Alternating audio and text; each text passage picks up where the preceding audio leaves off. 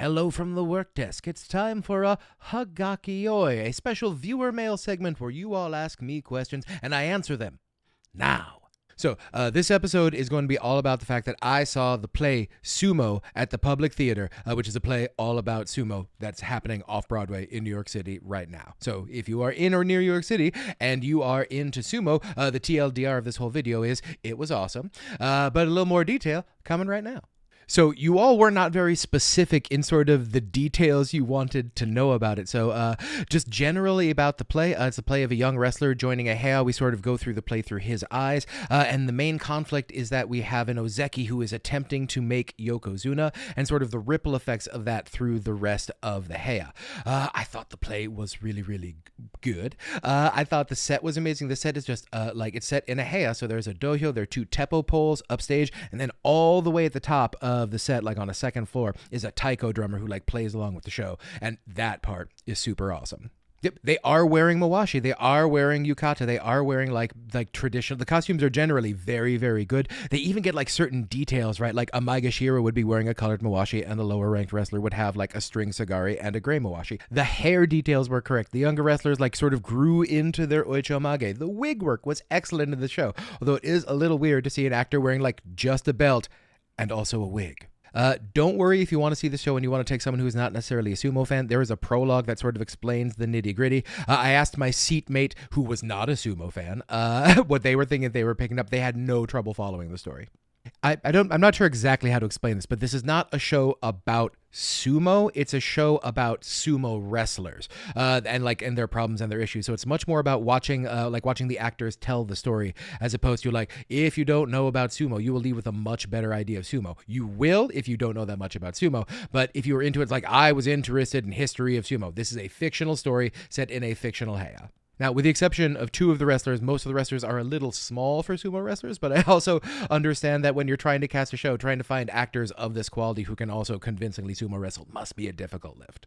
For example, the character, the ozeki, he would have been small for Rikishi. He would have been about Haramafuji size, and in fact, I was getting like a lot of Haramafuji energy off of the ozeki character.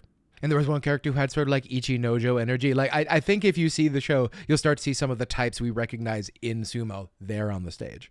But that isn't to say that they do not deal with issues that are specific to sumo. They deal with stable hazing issues, the idea of match fixing, the idea of trying to please your sponsors. There's a whole karaoke sequence you do not want to miss. A couple things you may want to take in consideration when seeing the show. The show is done in like a 3/4 thrust, so there's like a center section and then two side sections. If you are sitting on the side section, it may be difficult for you to see any of the projections up on the back wall, and there are a bunch of projections which help like move the story along. But if you know a bunch about sumo, I think you need the projections a little bit less. I was fortunate enough to get like front row seats, and if you do get close, like the wrestlers do get right up near you. Like you hear the footsteps, you feel them walking. If that is something you are interested in, go for it. But at no point did I feel like there was going to be a wrestler falling into me as it would happen at a tournament. Now to get to a few of your specific questions, from Jans Joe.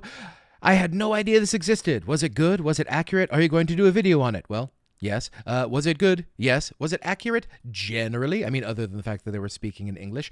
The show was absolutely excellent, but like, I guess the two issues I would have had with it is like our lead, who is supposed to be like an up and coming wrestler, was the smallest wrestler on the stage. And like, while there are wrestlers in the top division who are on the smaller side, this wrestler was like Midori Fuji sized. And like, there was like a whole bunch of like, yeah, this guy might make it up to the Sanyaku. I'm like, really? And the other one is that there is a subplot about two wrestlers who are sort of exploring having a relationship with each other. And it's not like I have anything against the idea of two sumo wrestlers dating, but it just felt like if you're going to make that part of your play, that really needs to be like the A plot and not like a subplot in the story, because that seems like that would be a pretty big deal. Yeah. Chewy asks, oh, cool, I got to see it in San Diego. Hope you enjoyed it. Curious how the ending worked for you. It felt a little abrupt to me, but I don't know if anything was changed between cities. I did not catch it in San Diego, so I don't know if anything was changed. The ending did work for me. I thought it was an excellent ending for the play I had seen. I didn't think the play was like necessarily groundbreaking in terms of the storytelling aspects. Like, it's very much the story of like a young man figuring out what his principles are as he goes through like his hero's journey, and does he like follow the establishment or does he follow his own heart? Which was an element I really liked about it. I mean, there's something very apropos about a sumo play having sort of a very traditional hero's journey arc. But yes, this production is excellent. I do absolutely recommend it if you are a sumo fan, and I recommend it if you are just sumo curious or if you're just interested in experimental new theater. Supporting the public theater is never a bad idea. So if you're in New York between now and March 30th, check out Sumo, a new play by Lisa Sanaye Dring, a co-production with the Maui Theater Company and La Jolla Playhouse, directed by Ralph B. Pena. All right, I'll be back in a few days with my Terunofuji tribute, and after that, our bolder predictions for March, which you're not going to want to miss. So stay safe, stay strong, stay healthy, and I will see you next time on the Dohyo.